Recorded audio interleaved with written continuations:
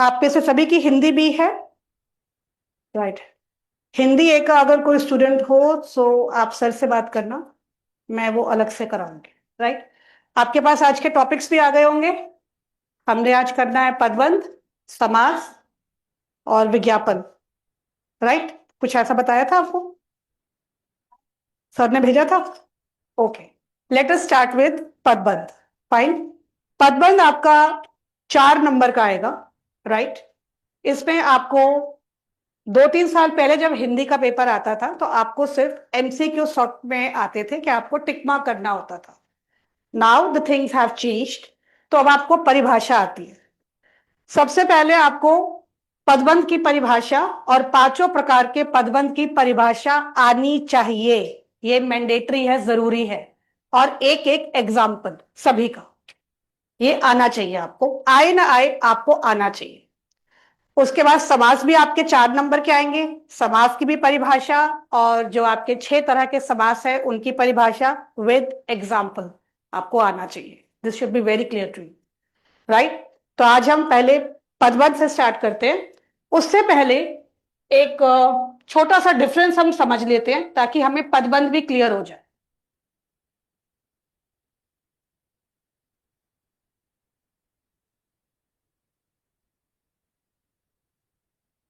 हमारा टॉपिक तो है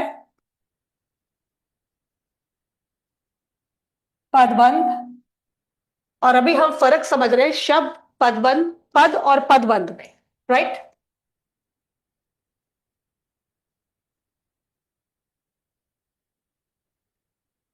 शब्द क्या होता है? आपने इंग्लिश पढ़ रखी है, शब्द इज अ वर्ड, राइट? शब्द की जो कैरेक्टरिस्टिक्स या शब्द की जो विशेषताएं हैं, शब्द अपने आप में स्वतंत्र होता है, इंडिपेंडेंट है शब्द, ठीक है? शब्द सार्थक भी है, मीनिंगफुल है शब्द। पद क्या होता है? पद सार्थक तो है, ये यहां पर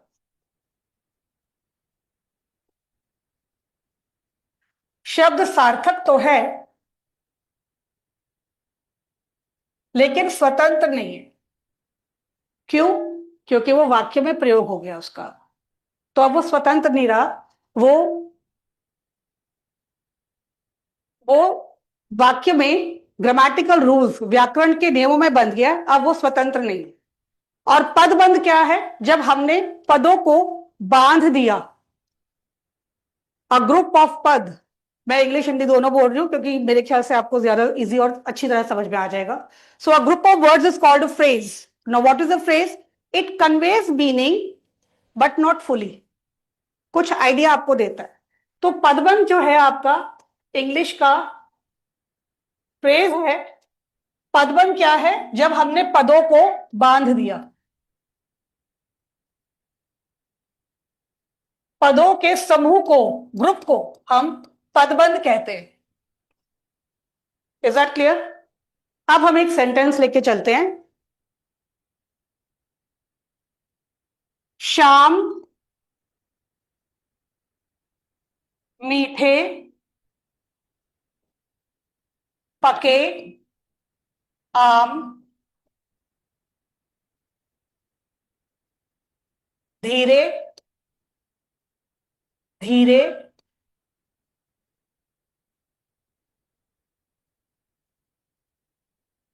खाता है। आपके पास एक वाक्य है, श्याम मीठे पके आम धीरे धीरे खाता है। अब अगर आपको इसमें से आ जाए कि पद निकालिए, सिर्फ पद निकालना है, तो आप खाली श्याम निकाल सकते हैं, आप खाली आम भी रेखांकित कर सकते हैं। रेखांकित ये वर्ड्स आप लोग अलग से नोट कीजिए, आपके सूचना में, विज्ञापन में, पत्र में कहीं कहीं काम आएंगे और आपको क्वेश्चन भी समझ में आ जाएगा। रेखांकित, that is underline, underline. Okay, so एक पद निकालना है तो शाम होगा।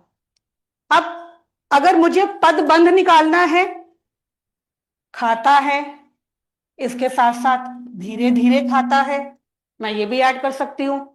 मीठे पके आम, ये भी पदबंध है एक, क्योंकि पदों का समूह है। पूरा मीठा तो पूरा मीनिंग नहीं कन्वे कर रहा, मगर है ये पदबंधी आपका। यहां तक क्लियर है? शब्द, पद, पदबंध। अभी यहां मैंने आपको बताया था कि पद जो है वो स्वतंत्र नहीं होता। क्यों नहीं होता? यहां पर अगर आपके शब्द में गिनूं तो शब्द हैं श्याम, मीठे, पके, आम, धीरे धीरे। खाता है, खाता है किसके हिसाब से चल रहा है? आम के हिसाब से या शाम के हिसाब से? शाम के हिसाब से। अगर मैं यहां लिख दूं यहां पे राधा, तो खाती है, यानी ये इंडिपेंडेंट नहीं है। अब ये ग्रामेटिकल रूल्स में बंध गया है, इसलिए ये पद है। ये मीनिंगफुल तो है बट ये इंडिपेंडेंट नहीं है। क्लियर? चलिए आगे चलते हैं।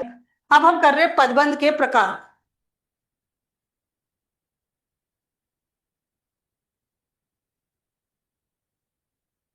अब क्या हुआ?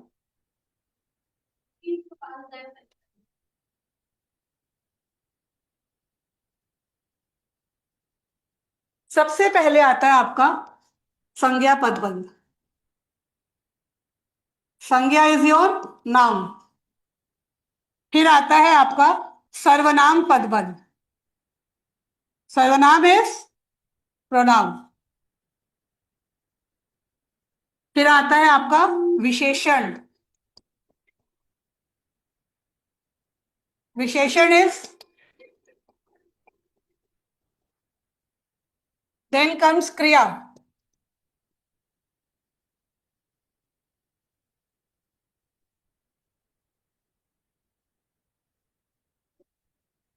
संज्ञा विशेषण नहीं, क्रिया विशेषण।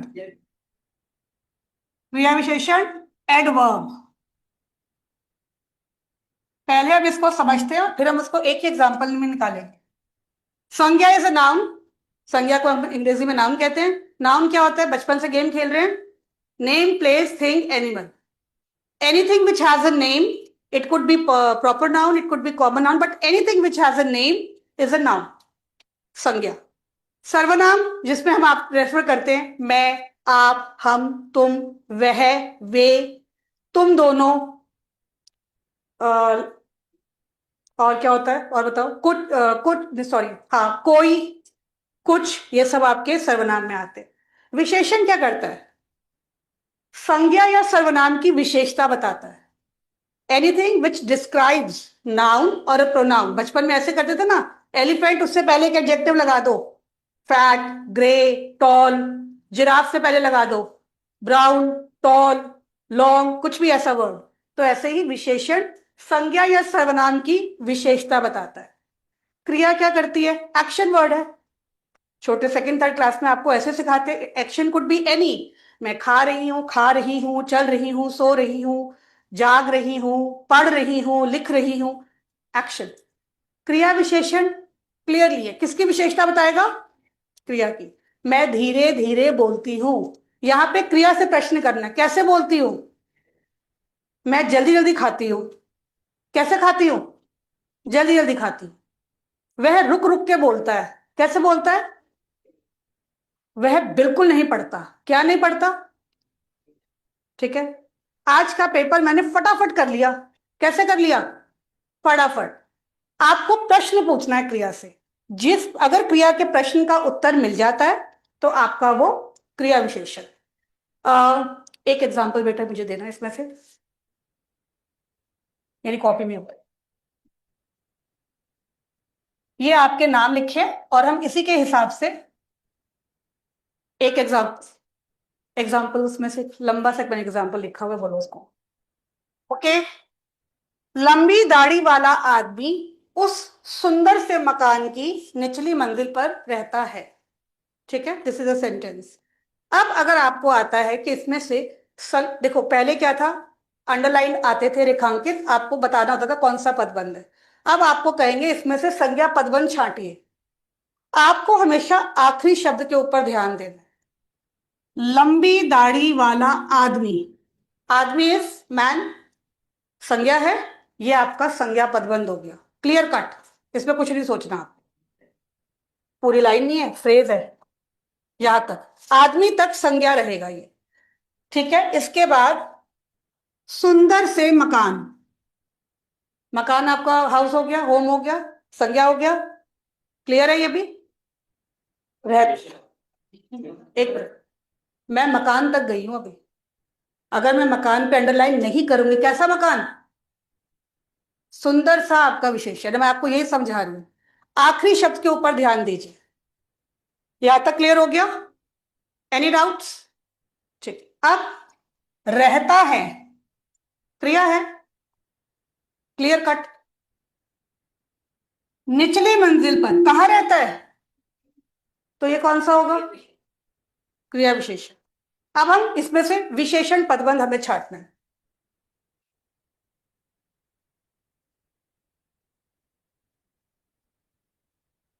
कौन सा आदमी?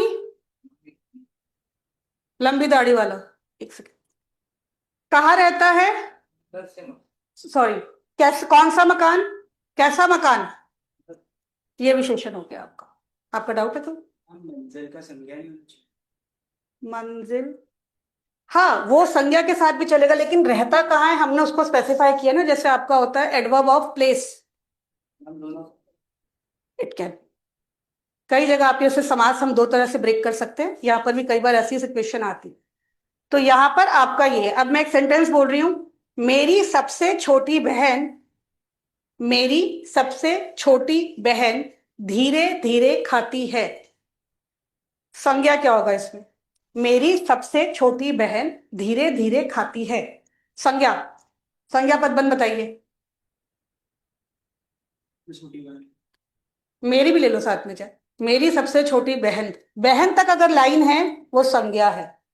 विशेषण पदबंध, आप, मेरी सबसे छोटी बहन धीरे धीरे खाती है।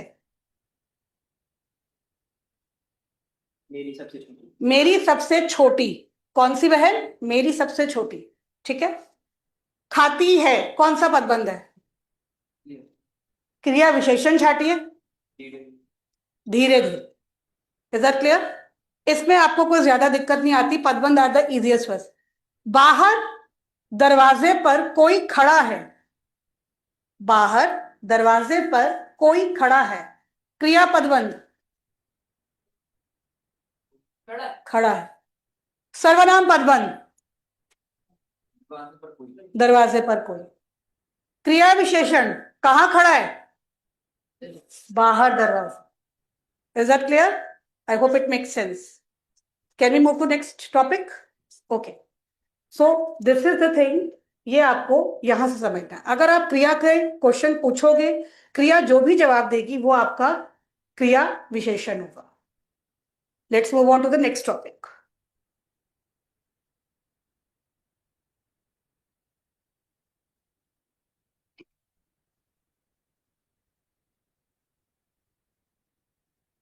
समास।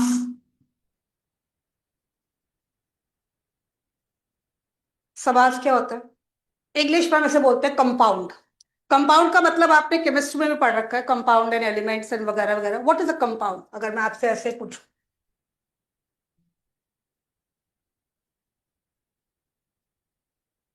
या तो मैं ये कहूं यहां पर ढेर सारे अखबार फैले हुए हैं, इसके लिए एक शब्द क्या है?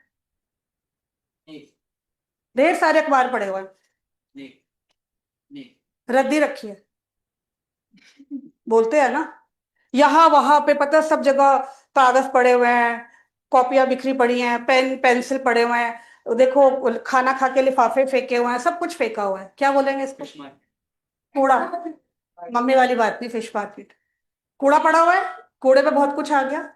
जब आप किसी भी चीज को संक्षिप्त कर देते, छोटा कर देते, तो वो कंपाउंड फॉर्म आ जाती है आपकी, उसको हम बोलते हैं समास। समास आपके 4 नंबर के आएंगे। 4 नंबर के समास, 4 नंबर के पदबंध, 4 नंबर का वाक्य रूपांतरण और 4 नंबर के मुहावरे। ये आने ही आने आपके, आपको पता ही है। अब समास में हम जो चीज फैली हुई है उसको शॉर्ट करके लिख देते हैं, छोटा करके, बट उसका मीनिंग होता है। जब आपका पूरा वर्ड होता है ना समास में, जैसे मैं सिर्फ एग्जांपल ले रही हूं, अभी टाइप्स ऑफ समास पे नहीं आई। राजा का कुमार, एक ये फैलावट में लिखा हुआ है, इसको मैंने लिख दिया राज कुमार। राजा का कुमार आपका समास का विग्रह है। मैंने समास को खोल दिया। समास विग्रह।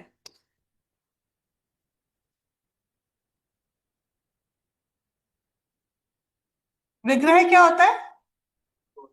तोड़ देना या उसका एक हिस्सा। हमारे कई घरों में, आप में से और मेरे घर में कईयों के यहाँ लड्डू गोपाल रखे होते हैं, ठाकुर जी, हम उन्हें बोलते हैं विग्रह। वो परम ईश्वर का एक अंश है जो हमने अपने यहाँ ऐसा मानते हैं स्थापित कर रखा है। तो विग्रह अलग करना, और ये होता है आपका समस्त पद, पूरा का पूरा शब्द। ये बात क्लियर हो गई आपको? ठीक है। अब हम चलते हैं टाइप्स ऑफ समास के ऊपर। आपके समास के कितने प्रकार हैं?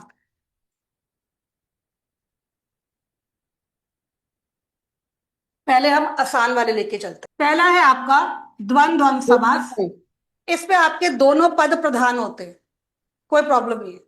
राजा रानी, माता पिता, भाई बहन, राजमा चावल, कढ़ी चावल, छोले चावल, इडली सांबर, सब खाने की चीजें ना। आज पेपर देकर आए हो तुम लोग। तो मान लीजिए इसमें आपके है शब्द राजा, बीच में इसमें योजक होगा राजा, रानी, माता पिता, भाई बहन, राजमा चावल। ये आपके इसमें योजक चिन्ह लगा है। अब जब मैं इसको विग्रह करूंगी तो इस पे दो शब्दों का इस्तेमाल होता है, और या। जब मैं इसको विग्रह करूंगी तो राजा और रानी, माता और पिता, भाई और बहन, राजमा और चावल। अब यहां पे या नहीं लगाऊंगी मैं, राजमा या चावल, एक चीज थोड़ा ना खाओगे, दोनों ही खाओगे। और से भी दोनों को मैं इक्वली इंपॉर्टेंट मान रही हूं, दोनों पदों को। राजा भी इंपॉर्टेंट है, रानी भी, माता भी इंपॉर्टेंट है, पिता भी। तो जब मैं विग्रह करूंगी तो मैं इसमें और या का इस्तेमाल करूंगी। नॉर्मली हम और का ही करते हैं, या बहुत कम होता है। चाय कॉफी, चाय या कॉफी, जैसे आप इंग्लिश में पूछते हो would you like to have tea और coffee, you have an option. दोनों चीजें इकट्ठी नहीं लोगे। Would you like to have burger और pizza, like, but rajma chawal तो इकट्ठा ही चलेगा ना। खाली राजमा खा के फिर चावल खा के आई कांट डू दिस, ये मिक्स हो जाएगा अंदर जाकर, right? So it has to be this way only, right? So द्वंद्व समास में आपके दोनों पद प्रधान होते हैं, इक्वली इंपॉर्टेंट होते हैं। और जब हम उसका विग्रह करते हैं तो हम उसमें और लगाते हैं मोस्ट ऑफ द टाइम्स, और कभी कभी या लगा देते हैं, जैसे चाय कॉफी, बर्गर पिज्जा, इस तरह से, रोटी या पराठा, ऐसे करके। यहां तक क्लियर है? परिभाषा आपको याद होनी चाहिए, एग्जाम्पल आप कोई भी दे सकते हो। दोनों पद प्रधान होते, फिर भी थोड़ा सा अगर तमीज से याद कर ले एक लाइन की, that would be much better. आपको ये पता है इस लाइन को हम ऊपर क्या कहते हैं, जो हम हर एक शब्द के ऊपर लगाते हैं? Any idea? ये हर एक शब्द के ऊपर मैं लाइन लगाने का टाइम लगा रही हूं। आम भाषा में हम इसको छत बोलते हैं, शब्द की छत नहीं। शिरोरेखा, शिरो रेखा। एक्चुअली मेरा चैनल ही हिंदी का, तो सारा दिन मैं हिंदी का ही ज्ञान बांट रही होती। शिरो रेखा। Okay, next move on to the next easy one, that is द्विगु।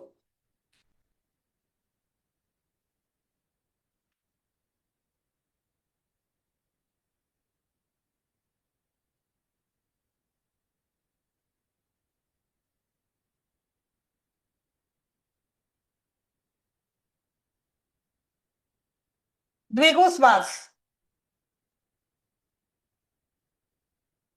चलिए जी, द्विगु समास क्या होता है? द्विगु समास, सबसे पहले तो द्विगु का अर्थ बताओ। दो गायों का समूह या समाहार। अभी हम इस शब्द पे आएंगे बाद में। तो द्विगु में आपका जो पहला वर्ड होता है, जो पहला पद, एक चीज और मैं आपको बताऊं, जो जो पहला पद जो होता है उसको हम बोलते हैं, क्या बोलते हैं? पूर्व या उत्तर? पूर्व पद। और जो बाद वाला होता है पूर्व मतलब पहला, जो बाद का पद होता है उसको हम बोलते हैं उत्तर पद। और इंग्लिश में हम इसे क्या बोलते हैं? पूर्व को बोलते हैं फॉर्मर और बाद वाले को बोलते हैं latter, LENA, former letter. English Hindi दोनों मजबूत होनी चाहिए। आपकी भाषा है, आप इससे बात करते हो, कम्युनिकेट करते हो। हिंदी का पेपर आपको मुश्किल क्यों लगता है? क्योंकि आपको शब्दों का मतलब ही नहीं पता होता। पेपर मुश्किल नहीं होता हिंदी का, आपकी अपनी भाषा है। तो अगर आपको उसमें अर्थ ही नहीं पता होता तो आप पेपर लिखते हुए गड़बड़ कर जाते हो। और पेपर कोई इतना लंबा नहीं। कितने नंबर की राइटिंग स्किल्स है हिंदी की? बताओ फटाफट। हाँ, 22 से ऊपर नहीं होगी। 22 नंबर की है ना? कॉम्पिटेटिव इंग्लिश में भी 22 नंबर की है। वो तो पेपर हमारा 2.5 घंटे में हो जाता है। क्योंकि हिंदी लिखने में समय लेती है, हर एक के ऊपर लाइन डाल रहे हैं, मात्राएं लगा रहे हैं, इसलिए हिंदी समय लेती है और हिंदी की हमें प्रैक्टिस नहीं होती। इसलिए हमारा हिंदी का पेपर हमें लगता है वो हाथ टूट गए, लंबा था, खत्म ही नहीं हुआ, सिर्फ इस वजह से। चलिए, द्विगु समास में जो आपका पहला पद होता है that is adjective of number. अब आपको इंग्लिश में साथ साथ ही आपकी तैयार हो जाए।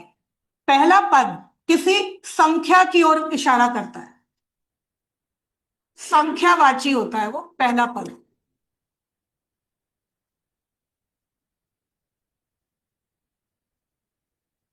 एडजेक्टिव ऑफ नंबर, जैसे कि I have 5 mangoes. I have 5 mangoes, 5 आ गया मैंगो से पहले, एडजेक्टिव ऑफ नंबर। पहला पद आपका संख्यावाची है और दूसरा पद जो होता है वो आपका संज्ञा होता है, जो आपका बाद का पद है,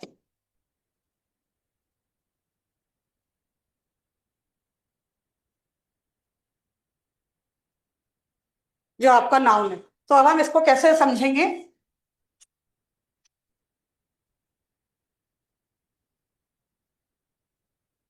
सप्ताह क्या होगा? 7 दिनों का समूह।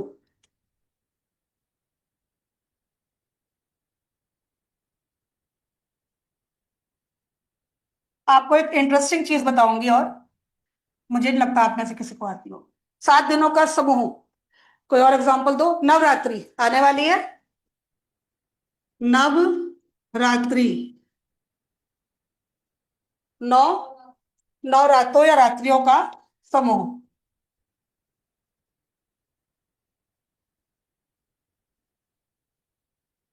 एक एग्जांपल मेरे को समाहार का दो। अच्छा, ओके गुड। पंजाब, 5 नदियों का या 5 आबों का समूह, समाहार। सॉरी, 5 नदियों, अक्सर बुक्स में आपने लिखा होगा आबो भी लिखा होता है, आबों का समाहार। अब आपको कब समूह को यूज करना है? पहली बात तो पहला पद आपका 7 आ गया, नंबर 9 आ गया, 5 आ गया। दूसरा आपका समूह या समाहार कब यूज करना है? एनीवन? नाउ, समूह आपका डेफिनेट नंबर दिख रहा है आपको यहां पर? जहां जहां मैंने समूह लिखा हुआ डेफिनेट नंबर है, चाहे 9 हो, चाहे अष्टध्यायी हो, चाहे आपका शताब्दी हो, 100 वर्षों का समूह, दशक हो, 10 वर्षों का समूह। समूह आपका काउंटेबल में लगता है, जिस चीज को आप गिन सकते हो डेफिनेट है। और समाहार लगता है जहां पे चीज एक्यूमुलेट हो गई है, एग्रीगेट। आपको ज्योग्राफी में किसी चैप्टर में हमने एग्रीगेशन इकोनॉमी समथिंग पढ़ा है, रेट होल माइनिंग है समथिंग, कहीं किसी में पढ़ा है ये वर्ड, है ना? हाँ, तो सेम वे यहाँ पर एक्यूमुलेट हो गई, 5 नदियां मिल गई। आप बता सकते हो कि ये इसका पानी और ये इसका पानी है, ये इंडस का है, ये चेनाब का है, ये इसका, ये उसका, बता सकते हो? यहाँ पे सब मिक्स हो। समाहार आप तब लगाए समूह में आप काउंट कर पा रहे, डेफिनेट नंबर है आपके पास कि भाई इतने ही दिन होते हैं, 8वां दिन नहीं आएगा। अगर आप कहते हो नवग्रह, तो 9 ही ग्रह है हमारे पास अभी। नवरात्रि 9 रात्रियां ही होंगी, हो सकता है एक दिन नवरात्रा बढ़ जाए तो 10 हो जाए, बट आप कहोगे Navratri. Is that clear to you? चले आगे अगले समास पर। हाँ, इसमें प्रधान पद कौन सा है? उत्तर पद। दूसरा वाला उत्तर पद। उत्तर पद पीछे वाला जो होता है। Okay, now we move on to the next one. पहले हम इजी इजी करते हैं, फिर हम मुश्किल पे आएंगे। तत्पुरुष, ये सबसे इजी होता है, सबसे टेढ़ा। जो चीज इजी लगती है ना, वही पे बात खाते हैं। कोई आप अक्सर देखो साइंस में सबसे इजी टॉपिक है पोल्यूशन, और अभी आपको आज है पोल्यूशन के ऊपर आपको एक आर्टिकल लिखना है। सबसे खराब लिखो, क्योंकि इतना सारा पढ़ चुके हो ना, पता ही नहीं उसमें इंपॉर्टेंट क्या है। तत्पुरुष समास में आपको कारकीय विभक्तियों, बहुत भारी शब्द है मगर हमने पढ़ रखा है। कर्ता ने कर्म को करण से, संप्रदान के लिए, अपादान से, संबंध का के की, अ, अधिकरण में, पर, संबोधन है, अरे आदि हमने पढ़ रखा है 8th क्लास में, आप लोग भूल चुके हो। यहां पर हमें जब हम समास का विग्रह करेंगे तो इन्हीं शब्दों का प्रयोग करना है, और जब हम उसको समस्त पद बनाएंगे तो इन्हीं का लोप, इन्हें ही गायब करना है। जैसे हम लेते हैं घुड़सवार, घोड़े पर सवार। घुड़सवार आपका नाउन है, घोड़े पर सवार, राइट? सॉरी,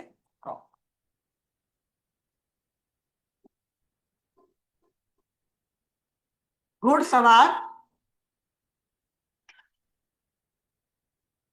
घोड़े पर सवार। यहां पर आ गया आपका ये, इसको हम बोलते हैं कारकीय विभक्ति। और जब हम इसको समस्त पद करेंगे तो हम इसको नहीं लिखेंगे, हमारा आ जाएगा घुड़सवार। क्लियर? आपका है विद्यालय, विद्यालय, विद्या का आलय, आलय क्या होता है? घर। ओके,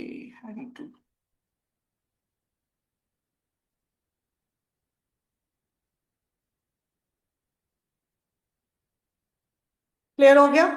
यहां पर आपको कहीं पे ये नहीं बताना कि ये अधिकरण तत्पुरुष समास है या आपका संबोधन है। You just have to break it and you have to write it. हमने 3 समास कर लिए, द्वंद्वन, द्विगु, तत्पुरुष। अब हम एक और इजी वाले पे आ रहे हैं, फिर हम वो कर्मधारय और बहुव्रीहि से निपटेंगे। प्रधान पद इसमें पहला ही होना चाहिए, घोड़े पर सवार। घोड़ा होगा तभी कोई सवार होगा। Let's take that way. Okay, next move on to next one. चलिए जी, अब हम आ रहे हैं अव्यय भाव पे।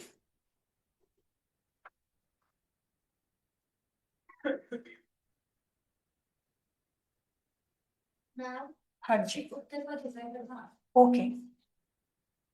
अव्यय भाव समास,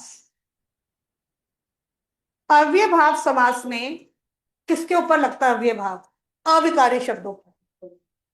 अविकारी शब्द कौन से होते हैं? जो चेंज नहीं होते। ये वो शब्द हैं जिन पे ना तो संज्ञा का फर्क पड़ता है, ना क्रिया का फर्क पड़ता है, नहीं सॉरी, क्रिया नहीं, ना संज्ञा का, ना लिंग दैट इज जेंडर, ना वचन। अव्यय भाव में ये तीनों एप्लीकेबल नहीं है। मैंने भरपेट खाना खाया, तुम सबने भरपेट खाना खाया, लड़कियां भी भरपेट खाना खाती हैं, लड़के तो बहुत सारा भरपेट खाना खाते हैं, छोटे छोटे बच्चे भी भरपेट खाना खाते हैं, बूढ़े बूढ़े लोग भी भरपेट खाना खाते हैं, हजारों लोग भरपेट खाना खाते हैं, एक बच्चा भी भरपेट खाना खाता है। क्या भरपेट के ऊपर फर्क पड़ा? हमने वचन भी बदल दिया, हजारों और एक। हमने लिंग भी बदल दिया, मैं खाती हूं, आप सब खाते हैं भरपेट। भरपेट के ऊपर जो शब्द है हमारा भरपेट, इसके ऊपर कोई फर्क नहीं पड़ा। ये अविकारी शब्द होते हैं। विकार होता है डिफॉर्मिटी, चेंज, जो क्रिया में होता है, इस पे नहीं होता। ठीक है? तो भरपेट शब्द जो है आपका वो अव्यय भाव समास है। पेट भरकर जब आप इसका विग्रह करेंगे। क्लियर? अब इसमें मोस्टली हमारे एक से शब्द आते हैं, कुछ हम लेकर चलते हैं। इसमें हमारे कौन कौन से जो शब्द हैं हम ज्यादातर इसमें लिखते हैं। यहाँ पे आपके यथा से रिलेटेड शब्द आते हैं, यथाशक्ति, यथा सामर्थ्य, बे, बेवक्त, बेपरवाह, एक दो और सोचो। फिर प्रति, प्रति नहीं, बेवकूफ नहीं होता क्योंकि वकूफ कोई वर्ड नहीं होता इसलिए, ठीक है। बेअसर हो सकता है। देखो जब आप बे हटाओगे ना, जैसे आप सब उपसर्ग और प्रत्यय में होता है, बे हटा दोगे तो असर का अर्थ है ना, बेवकूफ में नहीं चलेगा ये। तो अगर बे हट गया तो वकूफ हो गया, व्हाट्स दैट। ओके। प्रति वाला आता है इसमें शब्द आपका आ से आते हैं, आमरण, आजन्म, इस तरह के शब्द आते हैं आपके। अब यहां पर एक चीज आती है जो आपको द्वंद्व से कंफ्यूज कराती है। आपका शब्द है हाथों, हाथ,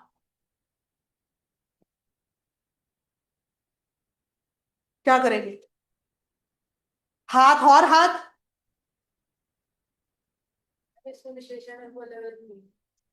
इसमें दोनों शब्द समान है। द्वंद्व की क्या पहचान थी? दो अलग अलग शब्द थे, दो पद अलग अलग थे, माता पिता भाई बहन। यहां पर दोनों एक ही हैं, हाथों ही हाथ। इसका आप विग्रह ऐसे करेंगे। आपका आता है प्रति पल, एवरी मोमेंट, हर पल, पल पल। या तो लिखोगे हर पल या लिखोगे पल पल। प्रतिदिन, हर दिन, ठीक है, दिन में नहीं, हर दिन, एवरीडे। ये बात क्लियर हो गई। ये यहां पर अक्सर बच्चे गलती करते हैं, जब ये आता है ये डैश देखते ही हाथों और हाथ, नहीं, हाथ ही हाथ, पल पल, हर दिन, इस तरह से होगा। अब हम आ रहे हैं सबसे इंटरेस्टिंग, जो अक्सर हम कंफ्यूज करते हैं, कर्मधारय और बहुरूप। यहां तक किसी को कोई डाउट? हाँ, इसमें भी दोनों देखो, ये वाले तो मेन है ना, जो आपका अव्यय है, इसका तो मेन अव्यय तो होना जरूरी है अव्यय भाग के लिए। अव्यय होगा तो बाकी शब्द आपका बने, तो आपका पहला वाला ही चलेगा इस पे।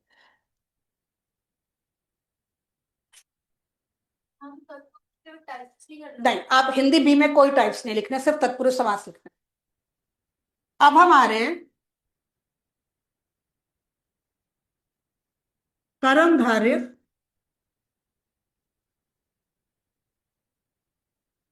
और बहुव्रीहि।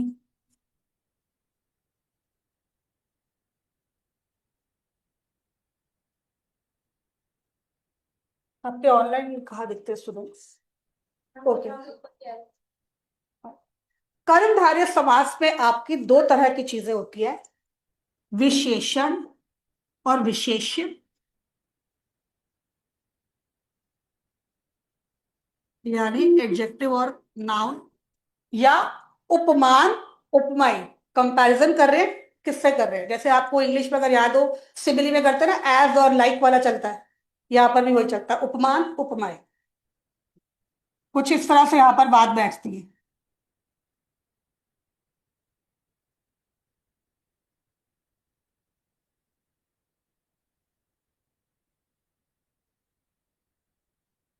ठीक है। विशेषण विशेष्य या उपमान उपमाय हम दो से करते हैं। विशेषण विशेष्य का एग्जाम्पल दीजिए।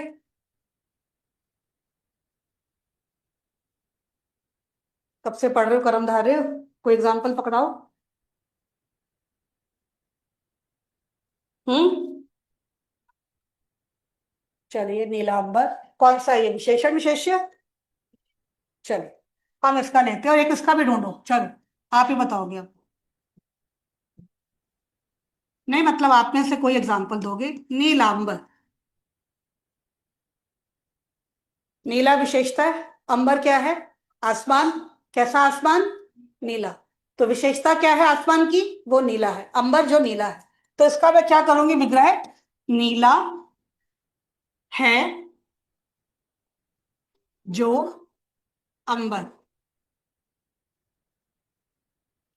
हो गए? दूसरा दो। इसका तो हो गया, एक और उपमान उपमेय का, मृगनयन। चलिए, मृगनयन, कनकलता, विद्याधन, मृग नयन। क्या लिखोगे? मृग के समान नयन या मृग रूपी, मृग के समान, हिरण के समान आंखें, या रूपी भी पे शब्द यूज करते हैं। यहां पर आपका है जो चलता है, यहां पर आपका मृग के समान लाइक,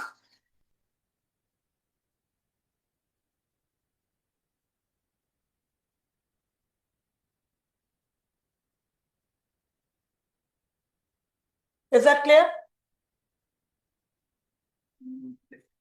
दोनों में डिफरेंस है। यहां पर जब मैं इसको ब्रेक करती हूं तो नीला है जो अंबर, कैसा अंबर है? नीला। यहां मैं कंपेयर नहीं कर रही, यहां मैं उस आसमान की विशेषता बता रही हूं। इसलिए मैंने बोला कि ये विशेषण एडजेक्टिव, और किसकी विशेषता? नाउन की। विशेषण विशेष्य बता रहा है। यहां पर मैं कंपेयर कर रही हूं, उपमा होता है कंपैरिजन, जैसे आप मेटाफोर सिमिली करते हो, एज लाइक इंग्लिश में पोएम्स में अपनी, वैसे ही कैसी आंखें हैं? हिरण के समान आंखें। विद्या धन, विद्या रूपी धन, क्या है धन का रूप? विद्या के रूप में है धन। विद्या धन को मैं ब्रेक करूंगी,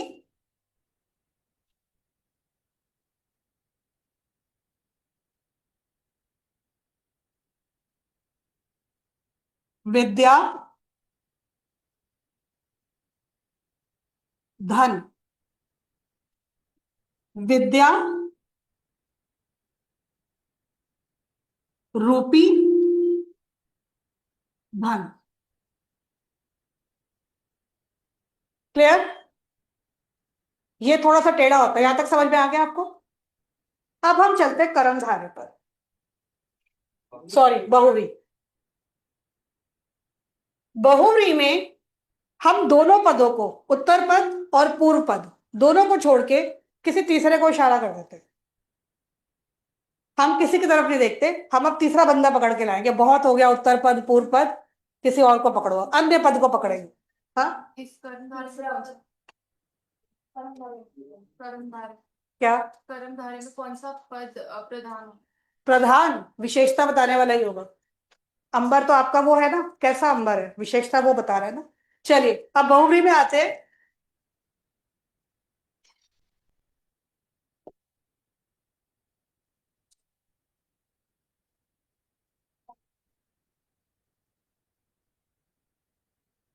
लंबोदर। अब यहाँ पे दो शब्द, मतलब इसका क्या है? लंबा है उदर जिसका, लंबा उदर पेट। इसमें मोस्टली भगवान जी होते हैं सारे, क्योंकि पेपर में भगवान जी ना होगा तो पेपर कैसे होगा? और पेपर के ऊपर लिखते हो ओम श्री राम, ओम साई राम, जय गणेश, हरे कृष्णा, तो वो कह रहे क्वेश्चन ही दे देते हैं इनको ऐसा। एक समाज पूरे साल भगवान का नाम लो। लंबा है उदर यानी पेट जिसका। अब हर किसी का तो नहीं होता, पेट और वेट तो सबके दुश्मन है। अब किसका, कोई खास हुई होगा ये किसका है, तो हम लिखेंगे अर्थात गणेश जी। जी जरूर लगा देना, नंबर चाहिए ना पेपर में। गणेश मत छोड़ाना, गणेश तो अपना कोई भी हो सकता है, गंडू। ठीक है, गणपति कोई भी बन सकता है। अर्थात, और अर्थात लिखोगे कैसे? ऐसे, गणेश जी। मैं सोच रही थी कोई टोके, बट अर्थात गणेश जी। ठीक है। अब नीलकंठ, नीला है जिसका कंठ, अर्थात आपका मेरा तो नहीं है, शिव जी। जो तीसरे व्यक्ति, ना मैंने लंबा देखा, यहां पर तो मैं देख रही थी ना कि नीला है, नहीं देखा मैंने। यहां पर मैं ये भी देख रही थी अंबर, यहां मैं उधर को नहीं देख रही, मैं किसी और खास व्यक्ति की ओर, किसी विशेष व्यक्ति की ओर इशारा कर रही हूं, इसलिए मैंने गणेश जी का नाम लिखा। नीलकंठ, नीला है कंठ जिसका, अर्थात शिव जी। पीतांबर, पीला है अंबर जिसका, अर्थात श्री कृष्ण। ठीक है। हंस वाहिनी, आगे सरस्वती।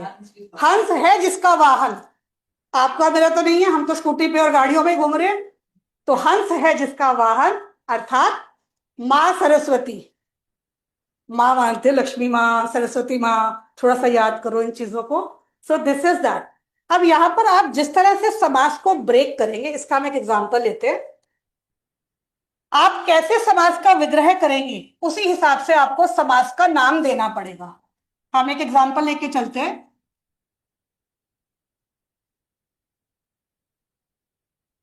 नीलकंठ।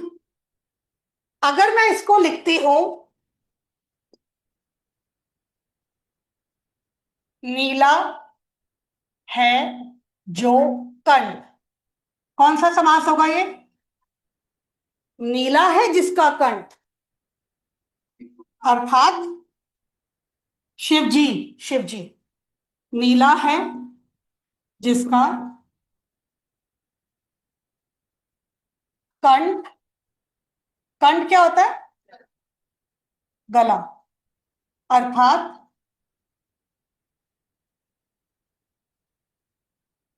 शिवजी। आप कैसे समास का विग्रह करेंगे, कैसे समास को लिखेंगे, उसी हिसाब से उसका आपका भेद आएगा। यहां पर ये कर्मधारय है और यहां पर ये बहुव्रीहि है।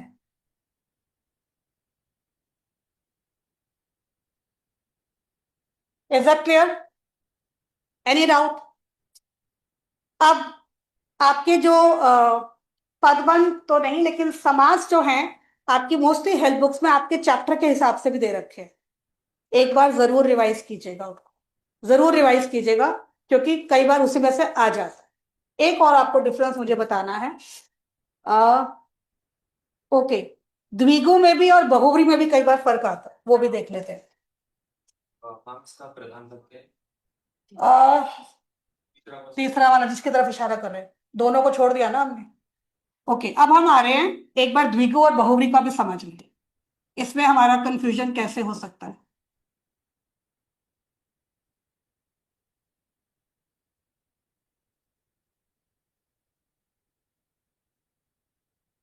आपका समास है त्रिवेणी, आपका शब्द है।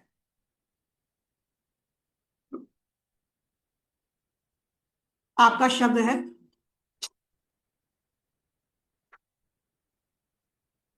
त्रिवेणी।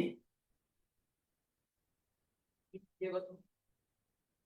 देखो नदी लिख सकते हो, लेकिन अगर वेड़ी लिख दोगे तो बेटर है, क्योंकि शब्द से शब्द आ जाएगा ना। तो द्विगु में मैं क्या करूंगी, समूह नहीं लिखूंगी, नदियां हैं, समाह। गुड। तीन वेणियों का समाहार हो गया द्विगु, ठीक है। तीन वेड़ियों का, जहां तीन वेड़ियां मिलती हैं अर्थात संगम।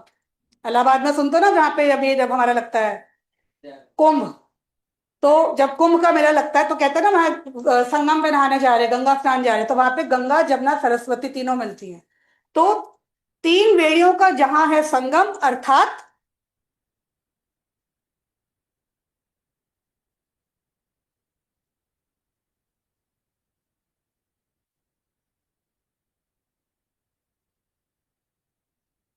का जहां हो, एक second I need to rewrite.